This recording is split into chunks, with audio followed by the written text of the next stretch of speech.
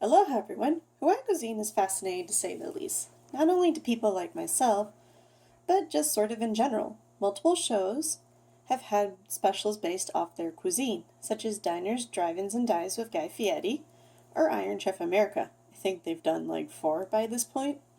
Even the newest Pokemon games, Sun and Moon, have had their region based on Hawaii itself. So I'm not going to dilly-daddle here too much and get straight into the report.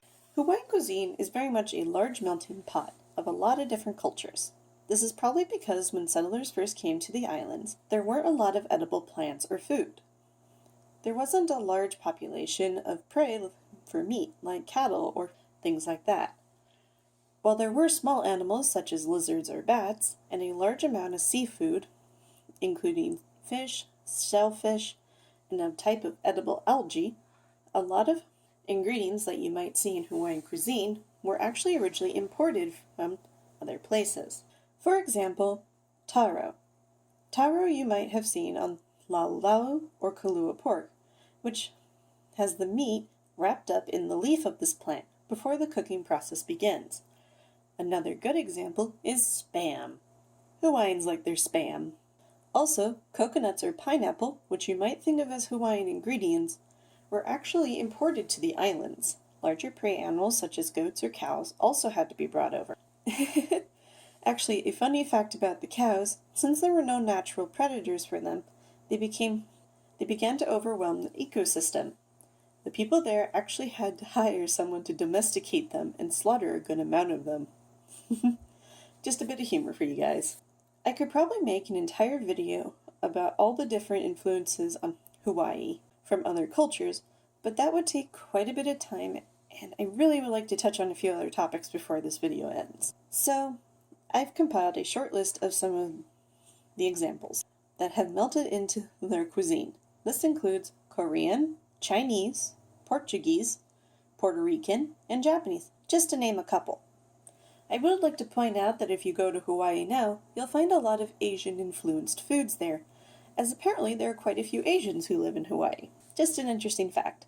A few cooking techniques I found while researching Hawaiian cuisine included spit roasting or cooking in ovens that are buried underground called an imu.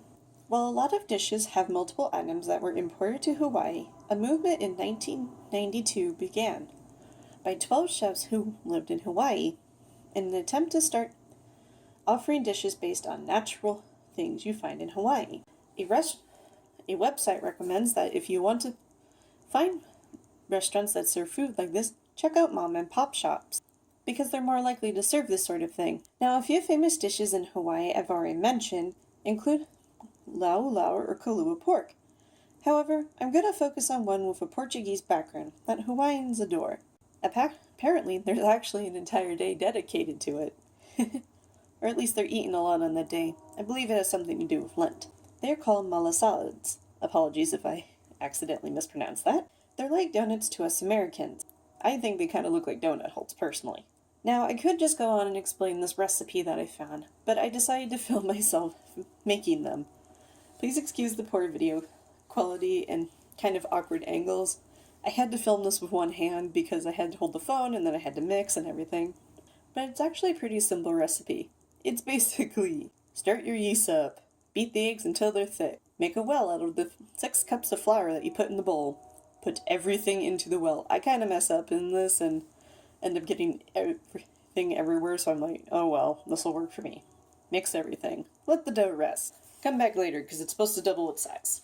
Heat your oil up to 375 degrees Fahrenheit. Fry the donuts in a teaspoon. In case you're wondering, since I did bring in the donuts, why some of them are bigger, I got really tired of making donuts and decided to make them a bit bigger. And then you take them and you shake them in a bag of sugar. Just sugar. It's like 2 cups of sugar according to this recipe. And you're supposed to serve them warm as the best, but hey, donuts tend to taste fine if you eat them cold too. Now hopefully you guys enjoyed the donuts and this little video that I whipped up last night. Well, I did most of the research the night before, I just did all the recording for this last night. Hope you guys have a good break. Aloha!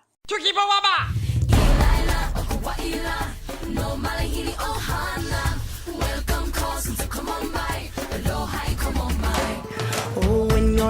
you're feeling low, got nobody by your side.